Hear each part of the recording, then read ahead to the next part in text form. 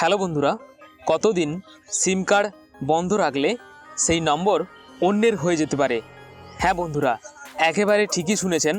আমরা আমাদের স্মার্টফোনে এক নম্বর সিমের পাশাপাশি দ্বিতীয় নম্বর কোনো না কোনো নেটওয়ার্ক কোম্পানির সিম ব্যবহার করে থাকি, কিন্তু অনেক দিন ধরে ওই সিম কার্ডটিতে রিচার্জ না করলে বা সিম কার্ডটি ব্যবহার না করলে আপনার ওই সিম কার্ডটির নম্বর অন্যের হয়ে যেতে পারে। এই বিষয়ে আজকে আমরা বিস্তারিত আলোচনা করব। চলুন শুরু করা যাক।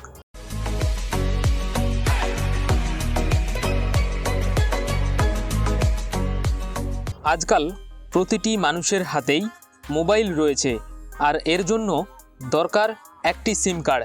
আবার সেই সিমকে চালু রাখতে নিয়মিত রিচার্জও করতে হয়।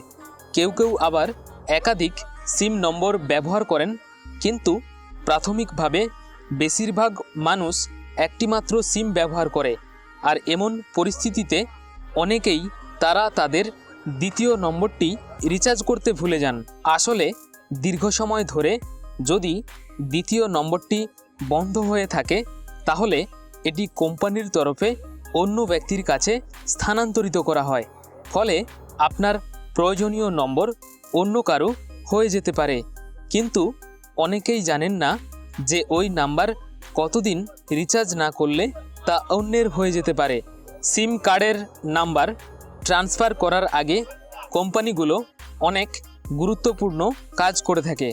যখন কেউ 60 দিনের মধ্যেও সিমে রিচার্জ করে না, তখন সেই সিমটিকে প্রাথমিকভাবে নিষ্ক্রিয় করা হয়। এরপরও 6 থেকে 9 মাস সময় দেওয়া হয়, যাতে ওই নম্বরটি রিচার্জ করে পুনরায় চালু করার জন্য। রিচার্জ করার পরও যদি কেউ সিম ব্যবহার না করে, তাহলে কোম্পানি সতর্কবার্তা দেয়। এরপর সেই সিম ব্যবহার না হলে শেষ পর্যন্ত সিমের মেয়াদ শেষ করার প্রক্রিয়া শুরু করে দেয় সিম কোম্পানি।